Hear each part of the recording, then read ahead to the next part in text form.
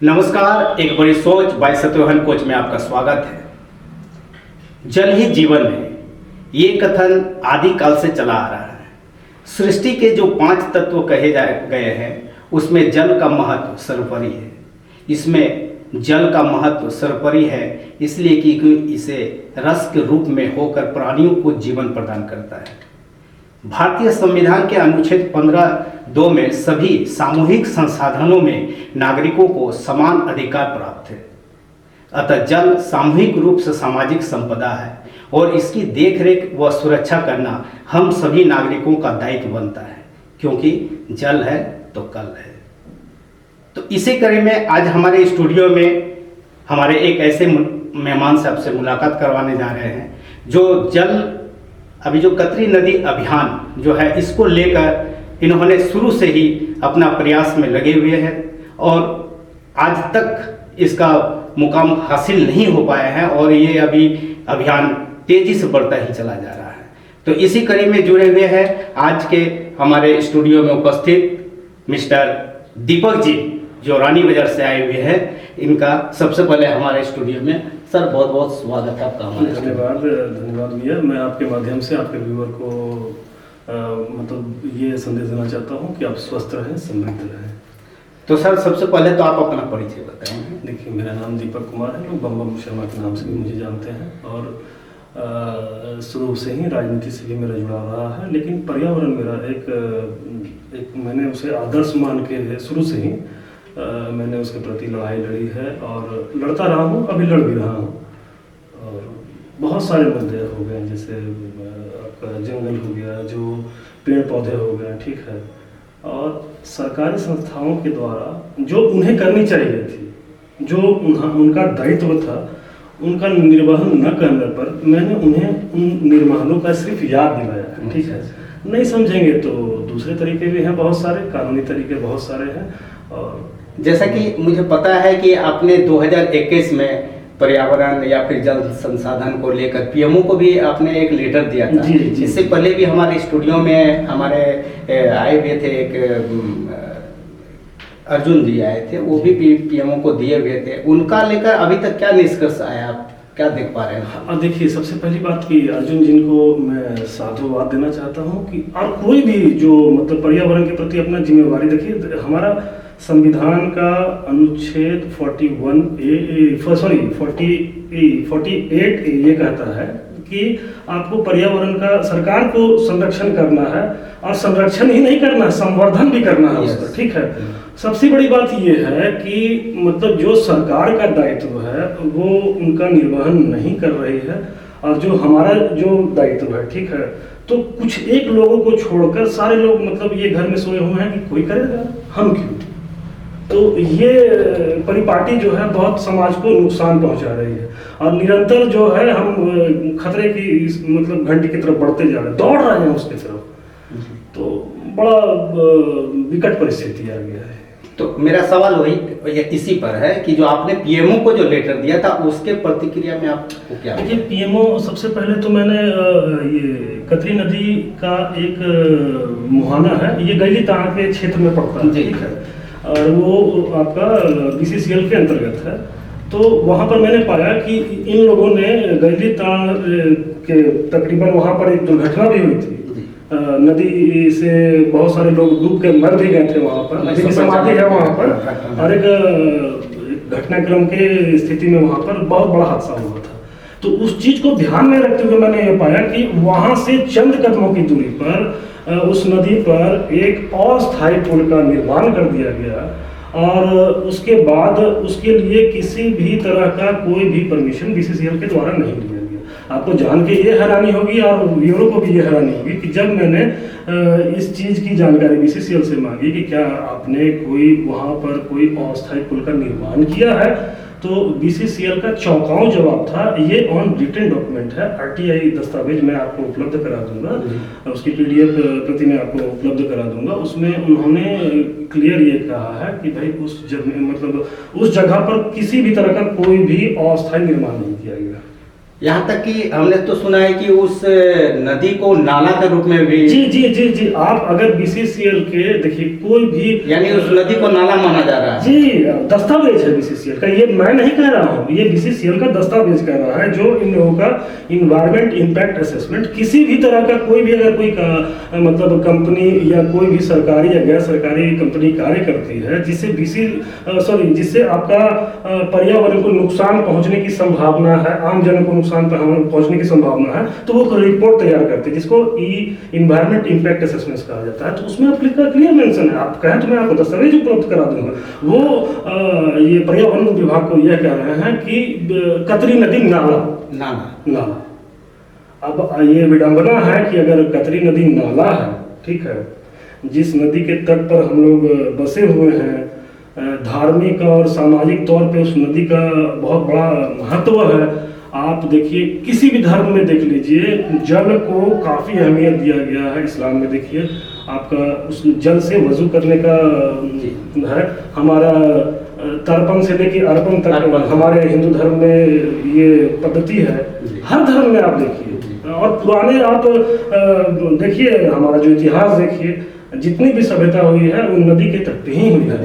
लेकिन अब क्या है कि हम उस तट को ही बर्बाद करने पर तुले हुए हैं। और ये बीसीसीएल या किसी अधिकारी या किसी भी कंपनी की बात नहीं है, आम जन भी इस पर तुले हुए हैं और जल के महत्व को नहीं समझ रहे हैं, और आगे चल के बहुत स्थिति जो है भयावह होने वाली है। अभी फिलहाल देखा जा रहा है कि नदी का अभियान जो अभी चल रहा है, अभी स्टार्टिंग से लेकर जो भी अभी हमारे सामने दीपक जी है या फिर अर्जुन जी, जो पहले ये लोग पीएमओ को लिखे, और उसका आज धीरे धीरे ये अभियान आगे बढ़ते हुए अभी जो रूपरेखा देख रहे हैं, इसमें सोशल वर्कर, राजनीति वाले और भी जो है व्यवसाय वाले टोटल ही इस अभियान से जुड़ते जा रहे हैं। और कहीं ना कहीं ये दायित्व बनता, हर इंसान का भी दायित्व बनता है कि जल है तो जीवन है, जल है तो कल है, तो इस जल को बचाने के लिए हम सभी का उत्तरदायित्व बनता है। इसलिए इसमें बढ़ चढ़कर सब हिस्सा लेना चाहिए, ना कि इसमें राजनीति होना चाहिए। अभी कुछ दिन पहले से ये ट्रेंड चल रहा है, ये राजनीति की तरफ और जो है ये मोड़ देखने को मिल रहा है, इसको आप कैसे देखते हैं? देखिए ये बड़ा दुखदाई है। अगर मान लीजिए कि आपके जीने का एक जरिया, जैसे मतलब आपने कहा ना कि ये 5 तत्वों में से एक तत्व है और सबसे महत्वपूर्ण है, इसके बिना ये मतलब आपका रस के तौर पे हमारे शरीर में खून, हर एक चीज वो जो है आपका जल से जुड़ा हुआ है। लेकिन अगर इस पर कोई राजनीति करता है तो ये बहुत बड़ी मतलब एक शर्म की बात है। ठीक है, मैं ये कहता हूं कि कोई भी नेतागण या कोई भी समाज सेवी अगर मतलब इसे बचाने के लिए आगे आते हैं तो वो अपना राजनीतिक ताना बाना या राजनीतिक पहचान को उसको साइड में रख दें और यहाँ बढ़ चढ़कर आगे बढ़े और इस नदी को और कोई एहसान ना करे। जी, ये हमारा मौलिक कर्तव्य है। मैंने कहा ना कि हम लोग संविधान की बातें करते हैं, मौलिक अधिकार की बात करते हैं, लेकिन मौलिक कर्तव्य जो संविधान में ही वर्णित है उसकी कोई बात नहीं करता है।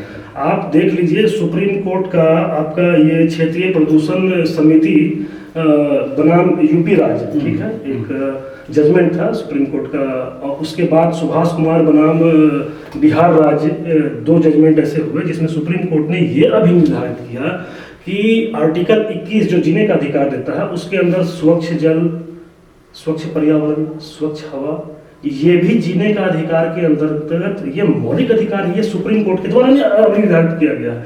देखिए हमारी संस्था क्या कर रही है, जो सेंट्रल गवर्नमेंट या स्टेट गवर्नमेंट से रिलेटेड है, वो किसी भी नियम या किसी भी कानून का आप बना देना एक बड़ी चीज है, लेकिन उसका पालन करना जो है उससे बहुत बड़ा चीज है। वो मान लीजिए कोई अधिनियम बना देने से ही अगर कोई काम हो जाता तो कोई बात ही नहीं थी। लेकिन आप देख लीजिए, आप बीसीसीएल को आप देखिए, मैंने जब पीएमओ को लिखा, जब मैंने आपके मतलब अपने पत्राचार के माध्यम से जब पर्यावरण को बताया, तो देखिए विडंबना देखिए कि पर्यावरण विभाग बोल रहा है कि ये जो है जल शक्ति मंत्रालय के अंतर्गत आता है, वो मेरे लेटर को वहां हस्तांतरित कर दे रहा है। अच्छा। मैं दस्तावेज के माध्यम से आपको बता दूंगा। दूसरा जो है जल शक्ति मंत्रालय फिर मुझे लेटर लिखता है, वो बोलता है कि ये मेरे अंतर्गत नहीं है, ये जो नदियों का जो लिस्ट है ये इसके अंतर्गत कतरी नदी नहीं पड़ती। तब मैंने जब पीएमओ को लिखा, पीएमओ के हस्तक्षेप के बाद आपका सेंट्रल पोल्यूशन कंट्रोल बोर्ड हरकत में आया। हरकत में आने के बाद उसने स्टेट पोल्यूशन कंट्रोल बोर्ड को मेरा जो लेटर जो है वो हस्तांतरित किया। इस पर आवश्यक कार्रवाई करने के बाद मुझे सूचना कहने की बात करके ये मुझे पत्राचार के तौर पे बताया गया है। और अभी जो है ये क्षेत्रीय कार्यालय धनबाद के पास अंतर्गत है, इस पर रिपोर्ट आने वाली है। ठीक है, लेकिन कोई ठोस कदम ऐसा कुछ सरकार की तरफ से या फिर कंपनी की तरफ से? मैंने बताया तो कि हम लोग सहभागी लोकतंत्र में जी रहे हैं, और इस पर अगर मान लीजिए कि सरकार की कोई भी नीति, कोई भी सरकार के अंगीभूत संस्थाओं की कोई भी नीति जो जनहित में ना हो, ठीक है, तो अगर वो जनहित में नहीं है तो उसको हम लोग विरोध करने के लिए हमारे पास कोर्ट के माध्यम से हम उसका विरोध कर सकते हैं। ये प्रतिभागी लोकतंत्र है। तो अभी तक जो इसका ठोस से कोई कार्रवाई नहीं हुआ है, तो इसको लेकर आगे का आपका रणनीति क्या है? आगे आप क्या करने वाले हैं? आगे का रणनीति मेरा यह है कि अगर हमारे जो संस्था है आपका स्टेट गवर्नमेंट और सेंट्रल गवर्नमेंट से संबंधित जो है, अगर ये कोई कार्रवाई नहीं करती है तो मैं एक जनहित याचिका डालूंगा और उसके बाद देखते हैं भाई इस पर कार्रवाई होनी ही चाहिए। और मैं तो ये कहूँगा, ये तो मतलब हमारा कानूनी पहलू हो गया, और आपका मतलब हमारा कतरी नदी बचाओ संघर्ष समिति जो बना है बहुत अच्छा कार्य कर रहा है, और पटल पे सारी चीज़ें अब आते जा रही हैं। अब हम लोग अकेले नहीं हैं, अब एक अभियान के साथ जुड़ते जा रहे हैं, करीब और करीब लोग मतलब देखिए अवेयरनेस की बात है, और ये इसका प्रचार होता जा रहा है। और मतलब मैं तो ये कहूँगा कि चलिए भाई, अगर मान लीजिए आप कोई पूजा कर रहे हैं, छठ पूजा आप देख लीजिए ना, छठ पूजा में एक घाट बनाने की प्रथा है, तो मैं लोगों से आपके माध्यम से यह अपील करता हूँ कि आप पूरी नदी के बारे में ना सोचें। आपने जितना वहाँ पर एक घाट बनाया, बस आप उतने तक का ही सोचें, और अगर आप उतना ही सोचते हैं तो नदी यह कहती है कि आप मुझ पर यही एहसान करना कि मेरे पर कोई एहसान मत करना। आप उसको अगर आप साफ ना कर सकते हो तो मतलब ये कहता हूँ कि गंदा भी ना करें उसे। ठीक है, नदी की अविरलता जो है उसको कोई बिगाड़ नहीं सकता। ये कानून के प्रावधानों में ही है कि नदी, जंगल, जमीन, इसके स्वरूप को कोई बदल नहीं सकता। चलिए, बहुत बहुत धन्यवाद दीपक जी, आज हमारे स्टूडियो पे आए हैं। तो दोस्तों, ये देख रहे हैं, ये कतरी बचाओ अभियान को लेकर आज जो मुहिम चल रहा है, उस मुहिम में कहीं न कहीं दीपक जी का बहुत बड़ा रोल रहा है। अर्जुन जी, दीपक जी, ये पीएमओ तक लिखे, आज कड़ी दर कड़ी इस अभियान को जोड़ने में सोशल वर्कर से, राजनीति से लेकर व्यवसाय वाले सभी जुटे हुए हैं और अपना अपना क्षेत्र में काम कर रहे हैं। लेकिन सवाल फिर वही आ रहा है कि सवाल यहाँ कतरा से सूर्य मंदिर की सफाई में जो जुटे हुए अभियान है, क्या इस अभियान से ही पूरा कतरी नदी अभियान पूरा हो सकता है? ये एक सवाल है। तो इस पर हम हमारे चैनल के माध्यम से आप सभी जितने नागरिक हैं, जितने भी हमारे देख रहे हैं इस पदाधिकारी हैं, चाहे वो बीसीसीएल कंपनी से हो, राज्य सरकार हो या फिर केंद्र सरकार के पदाधिकारी से आग्रह है, चूँकि जल है तो जीवन है और इस जल को बचाना हम लोग का सबका अपना अपना एक उत्तरदायित्व बनता है। इसलिए आइए और इस कतरी नदी को साफ सफाई अभियान में जुटकर हम सभी इसको एक मुहिम पर लाकर खड़ा करें और इसका हम लोग एक अच्छा रिजल्ट जैसा आना चाहिए। तो एक बार फिर हम चाहेंगे दीपक जी को हमारे स्टूडियो में आने के लिए बहुत बहुत धन्यवाद, और हम चाहेंगे दीपक जी से उम्मीद करेंगे कि इस अभियान में आप आएँ और एकदम मैं रहूँगा, मैं अपना दायित्व भी निभाऊंगा और आपका भी साधुवाद कि आप अपने इस चैनल के माध्यम से आप लोगों में जागरूकता ला रहे हैं, क्योंकि जागरूकता बहुत जरूरी है। सुप्रीम कोर्ट के बहुत सारे निर्णय हुए हैं जिसमें ये कहा गया है कि पर्यावरण को अब स्कूल के पाठ्यक्रम में तय किया जाए, और ये आपका जो ये कार्य है ये बहुत बड़ा कार्य है और मैं आपको इसके लिए साधुवाद देता हूँ। धन्यवाद।